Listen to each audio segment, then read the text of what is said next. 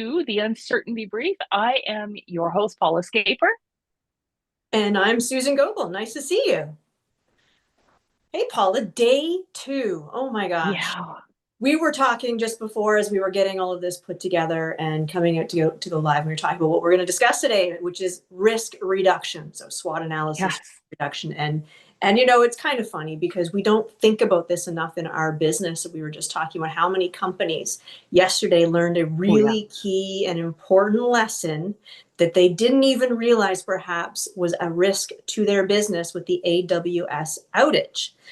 You look at, we're using Restream, and it Yeah. had a lot of technical glitches for our first day yesterday. And so we got a little We creative. learned a lesson too. We did. We did. We're probably a little more agile than some of the bigger companies, though.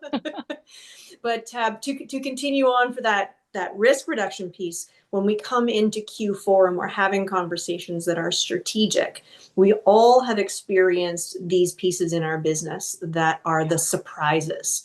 I was speaking to a member of my team this morning, and we have a client who has gotten a diagnosis of terminal cancer. Oh, no. And that's obviously not expected. It's sadly in my lifetime not the only one that I've encountered that is that. And so when we're going into Q4 and we talk risk reduction, we want to make sure we're creating resilient businesses. And this year's had some good lessons, right, Paula? Oh, gosh. Just a few. Just a few. Though Susan, that's actually the gift that chaos gives us. When we go through these really turbulent times, it's kind of like the universe takes a spotlight and shines it on everything in our business that's maybe not shored up as well as it could be. Well, and that's where we look at it too, right? The SWOT analysis, right? Strengths Yeah. and weaknesses internal to the business, but the opportunities and the threats really are external to the business. What was the story I heard a long time ago about the two sales guys who were sent over to Africa, and the one comes back and goes, "No market because nobody over there wears shoes." And the next guy comes back and he's really excited. "Hey, nobody wears shoes." And I was like, effective trade-offs. Yeah. Interesting. It is all about that. And so when we think about Q4 and strategic planning, these are important questions. What went right? What went wrong? What do we need to learn Yeah. from what went wrong, and identify the risks in our business? So if we could just maybe talk about macro trends this year for just a second, Paula, that would be Sure. great. Sure. Uh, Number one macro trend, what do you think? Ooh, Like family feud. AI. Let me think for a minute. What could that be? AI. Yeah, AI is a Yeah. huge one. And I know we had a negative impact from the advent of ChatGPT in our business. It was a $500,000 hit the year that it came out, and very quickly. And it has entirely disrupted how we do things. And I'm sure that we're not the only business to have experienced all of that in the past. But I know I have, and you have, because you and I have had these Yeah. conversations. We Oh, started absolutely. to adapt a little bit more strategically to AI and automation and some of these things. And I want to actually have a chat about this more deeply in one of our sessions, if we could. Yeah, I think we could spend the whole 20 minutes talking about AI, but we won't talk about risk if we get there. So maybe tomorrow or the next day. Maybe, maybe. Um, when we think about some of these from AI and automation, I go to obviously some tariff talk because Yeah. different companies have had different impacts. And some of them have taken really great advantage of situations and trends that have happened. Um, Governments have responded in different ways around the world, Yeah. and that has created strengths and weaknesses for businesses depending on where we were. I like to look at it through a lens of operational efficiency to see who can weather the storm, for example. Yeah. Yeah. Well, I think one of the things that we don't think about as a risk in our business, and you kind of brought it up with the shoe story, is our own perspective and the lens that we're looking at the situation through, right? And one of the biggest risks that we have right now seems to be what we're allowing into our brains because, media is totally deregulated and it can get really depressing if you get up in the morning and the first thing you do is catch up on what happened overnight on social media, on, you know, regular media. Yeah, I was thinking of that on my workout this morning because I've been thematically talking and learning about the different turning and cycles and macroeconomic pieces that Oh, come in 80 to 100 years, and I'm like, oh, I think I need to stop for a second. But I want to tell a story, okay. if I could. So I had a conversation a couple of weeks ago with somebody. It was just a relationship meet and greet conversation, Yeah. and it was very interesting because, not a client, but this person came in and they were talking to me about some of the challenges that they were having in their business, and they had a short-term window of change because somebody was going to be leaving, a subcontractor Oh, to be leaving. mhm. And so they had to fulfill and deal with this particular challenge, which makes sense, right? As business owners, we've seen Yep. this multiple times. But when I got off that call in conversation, you and I were next, actually, if I'm not mistaken, and we were talking about the fact that, where my head went with that is, yes, we can fix the short term piece, but strategic planning, risk reduction, let's ask the question, is this a longer term opportunity that we can then take advantage of that reduces risk for our own business? And so the individual wasn't thinking through that and Hmm. wasn't thinking about that at all because they're in firefighting mode. And Right. when you get into firefighting mode, the window of what you're seeing tends to shrink a little bit, unfortunately. And so you sometimes need that third party to ask Yeah. quality questions. Now you've got a book I coming out that's about a lot of this. absolutely, absolutely. And certainly, I mean, it's natural, right? Because psychologically, when we're in firefighting mode, we're facing a threat, right? So our entire biology actually starts to work against us in terms of as an entrepreneur, right? Because we're so focused on the threat that we aren't really, pulling back to see the bigger picture, you know. And I actually have a story about that that has nothing to do with business. When I was in high school, I was in the high school jazz choir, which if you've ever heard me sing is kind of a miracle, but I was in the high school jazz choir and we were doing our final performance and we had a young gentleman in the choir who was graduating, and this was going to be his last choir performance ever. And he decided that he was going to give it everything that he had. And so he happened to be with the altos around the same microphone. And we stood there to begin singing. And when we began singing, he was so far off key, he wasn't even in the same universe as the rest of the choir. And he was belting it out into the mic. So I just want you to picture this, right? So here we are, we're singing for the entire school assembly. He's right in my ear. I know how off he is. And I just see everybody start to shrink in their chairs. My baby sister was in the room for the first time to see me sing. And she literally put her hands in her head and shrunk down and turned around so she didn't have to look at me. I am not joking. And I was frozen on that. I just did not know what to do because how could I stop this humiliation? We went through the entire song, and as we were leaving the gymnasium, one of the sopranos walked over to me and she said, "Paula, you had your hand on the button the whole time. Why didn't you just turn off the microphone?" Oh no! I was the one Oh, standing holding the mic. He was right to my ear, singing right into all I had to do was move my hand. One finger, 2 millimeters, humiliation ended.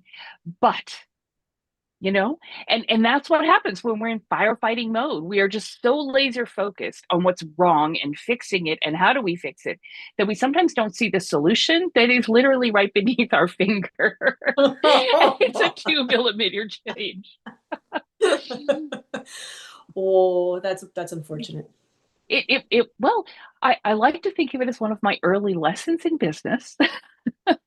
You realize that, when things feel really bad and really horrible, the best thing you can do is take yourself out of the situation and look at it from another angle. And so it's hard, right? As a business owner, it's hard. You got to fight the fire. The key person is leaving, and they're leaving in 9 days. And you have a huge contract, and they're pivotal to the contract, and you got to fix it. And you don't have the resources internally, and you need this. I mean, you've got to solve that problem. And so, yeah, go ahead, fight the fire. I mean, when your house is burning down, you don't stand on the sidewalk and have a discussion with your husband on what insulation you should have used that would have been better and how you're going to do this better next time. You try and put the fire out so that you minimize the damage. Correct. And so I think, I think it's great to do that. Where we go wrong as entrepreneurs is once the fire's out, we go, okay, that was averted. And we go right back to doing things exactly the way we were doing them before. Guess what's still there? The risk that caused the fire in the first place. Well, and it's hard, I think, for a lot of us. We spend so much time, and we talk about this with many entrepreneurs. We're running so hard in the business. We're trying to juggle all of the different plates. And so when we solve this problem, we know there's three others over here that really need our attention. And so to take the time and focus on, how do I give myself the space to actually take a half a day a month Yeah. that just allows me to work on the business, take a look down below with different eyes and different lens. To be able to do that is tough for most of us. There's other individuals. I'm sorry, totally different sidetrack. I think it was Netflix series that talked about Bill Gates inside Bill Gates' brain or something. Oh, yes, yes, I Said know that the one. his meetings are 6 minutes. Yeah. Can you just imagine how many people would be so much more productive if we forced something like, and maybe 6 minutes is a bit extreme, Mm-hmm. but 6 minute meetings. You come in, you come prepared, you're dealing with one issue and you move the ball forward. When we talk about opportunities and threats to the business and strengths and weaknesses, all of us want to have that time to work on the business and be strategic. Yes. How do we Mm-hmm. do that? How do we protect our time enough? And sometimes it comes down to these little decisions and then Yeah. respecting them. But if nobody asks you the question, sorry, I didn't mean to cut you out there. Nobody asks you the question, then you're probably not even going to think about it. Right. Well, and some of that you just raised comes to culture, which is probably going to bring up another topic that we'll talk about on another day. But, you talk about those 6 minute meetings. The only way you have a 6 minute meeting or a 15-minute meeting is if everyone at the meeting knows what their obligation is to arrive in the room ready. And culturally, if everyone knows that there is a consequence that will be unpleasant if they arrive in the room not ready. And if the leader of there's something three, and if the leader of the meeting holds to a defined time and respects their own time, right? So that, I mean, there are a lot of seemingly small things, but one of the challenges that I have had as an advisor working with businesses is, sometimes if I am mentoring a member of the team and we have a meeting scheduled and there's let's call it a monthly analytics meeting because this is one of the favorites, right? It's a monthly analytics meeting and they're supposed to come in and we're going to go through the analytics in preparation for their report back to their CEO. And when you arrive at the meeting to review the analytics, the first thing you hear is, oh, I didn't get around to it. I didn't get around to it. Why didn't you? Well, there's all of these reasons. I'm not going to call them all of these reasons that get put forward about I didn't get around to it because of this or that and the other thing. But really what's happening underneath the surface is a culture in the organization where it's acceptable to kick the analytics down the road. And analytics is one of the things I see as it is one of the biggest risk factors in an organization is that analytics are never urgent. They are never a fire. Looking at them is never the most important thing on your desk, or it never feels like the most important thing on your desk. Understanding your numbers never feels like the most important thing on your desk until you go to the bank account and it's not where you thought it was. Until you see the results for the client, the campaign, and it's not what you thought it was. Until your major client tells you that there have been issues and the accuracy isn't what you thought it was. And all of a sudden, you're jumping up and down because, nobody's been paying attention. But a lot of businesses, I think we have this culture of yeah, the numbers are going to be there tomorrow. The numbers are going to be there tomorrow. And so we don't look at them when we plan to look at them, and we let other people then off the hook for actually looking at them. And now you've got a 45-minute meeting because you've actually got to generate all the reports, and now your meeting goes over. And so, little cultural things that create these situations, and we're talking about meetings, but I think it comes to all sorts of kinds of risks. But these are the little pieces though that Yeah. they really matter. And I know we're going to talk about KPIs because I love Oh, that yeah. conversation, right? The leading versus the lagging and actually picking the right ones and then dedicating the time. But what you're really talking about, it's interesting back in my pharma days when we had those type of meetings and everybody's sitting around the boardroom table, not only are you expected to be there on time, but you are expected to be informed, and Mm-hmm. that's the bar. It's not. It would be weird back in the day to have anybody come in not to be fully prepared. The only reason that that would be the case and you'd allow it would be some force majeure, oh my God, Mm-hmm. situation that took place. So and so and my father just died and I wasn't prepared. I'm sorry for this meeting. But you're right. So often, and this is small, medium enterprise things as just as much as it is larger companies and Oh, yeah. organizations. We feel like it's okay to knock on the door continually and go, got a minute, as opposed to getting creative and resourceful and actually sourcing the information ourselves.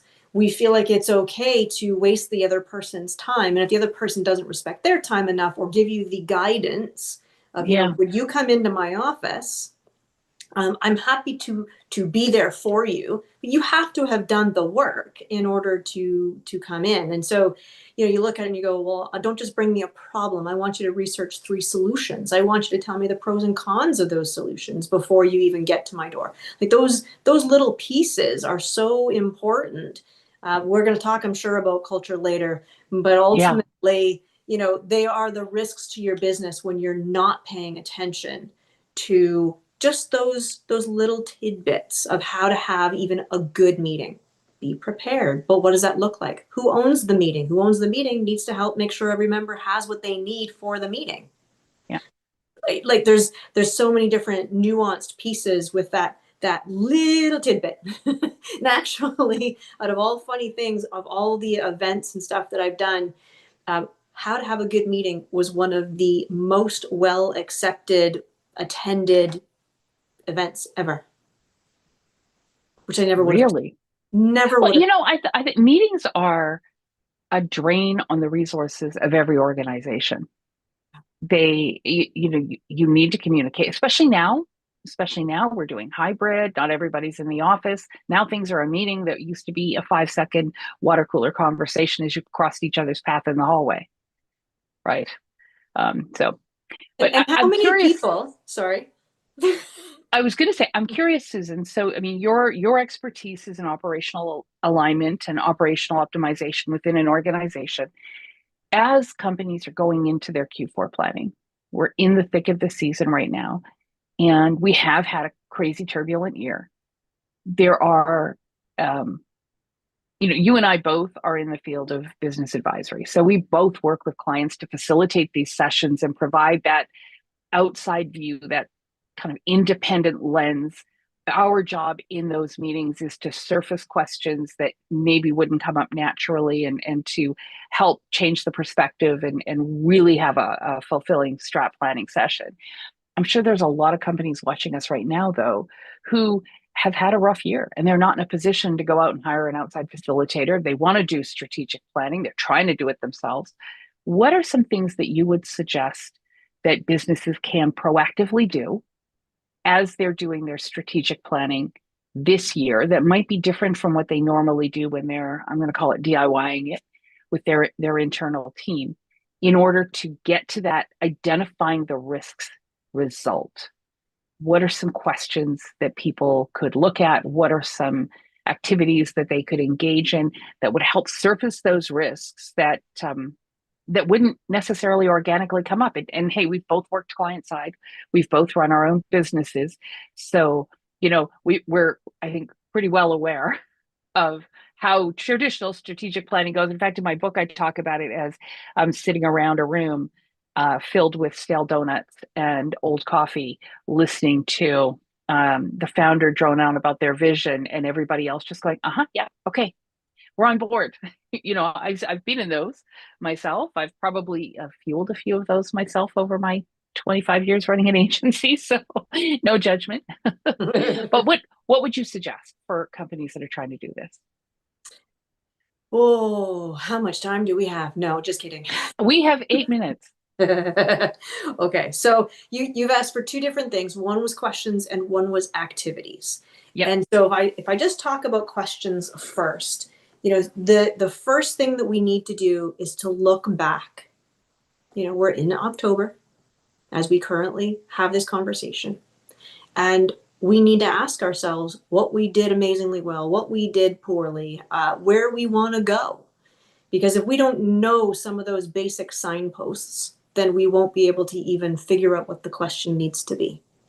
From there, we need to ask ourselves good quality questions: marketing, sales, ops, finance, people in seats, and even to the point about what size business. And there'll be people watching us that are going, oh, that's not really for me. When I was a Mhm. solopreneur, every December, I actually got together with another COO and Yeah. I presented to her. We did 2 2-hour sessions. I presented to her, and she was my board of advisors. And the person that said to me, you're not looking at this correctly, I want to challenge you on that assumption, whatever it is. And so I'm saying that because the various people watching us will be in different stages. And Yeah. if you are responsible for a business and organization or yourself, you need to actually be asking yourselves a bunch of questions. Now, I also happen to love books. And so I'm going to also recommend a book. Keith Cunningham, The Road Less Stupid. Ooh, I like the Really, title. I know. Keith Cunningham talks a lot about thinking time questions.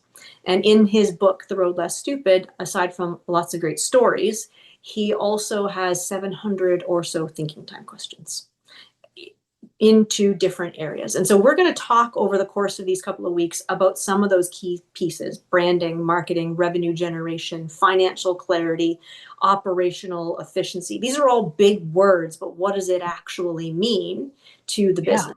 So I know I'm kind of skirting the question just a little bit today.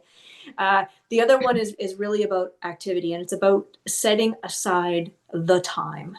Yeah. You've got to be able to do that. And I know, Paula, you and I are doing that with our own clients, right? From an Hmm. advisory standpoint. And, you know, whether you do it in a group setting, whether somebody was to do it with us, whether somebody figures out to, do it based on having this conversation and listening to us riff for about a half an hour, all of that is really important to just make sure you're taking that time to work on the business, not just in it. Because if you want it to be resilient, and if you want it to have the longevity Hmm. that we hope that it will have, then you need to take that time. It is essential. Yeah. It's funny, the most successful solopreneurs that I know, we're talking, just even solopreneurs, take a retreat on a Yeah. regular basis where they physically leave their space, physically leave their home, physically leave their office, whatever it is, but away from the day-to-day hustle in order to have clarity around kind of the bigger picture in the business. And that is consistent up the chain right through. I mean, you see organizations that are implementing, EOS or scaling up. If you look at any of those operating systems, the traditional business operating system is a bit rigid and can be a bit challenging for a smaller company to implement. You need to be a certain size and have a certain size of leadership team for those to really be um, fully and 100% advantageous. But the discipline at the core of every business operating system, it's not new, is that regular monthly, cadence of looking at things, the things you look at on a quarterly basis and the things you look at on an annual basis. And I know I try to do that as well.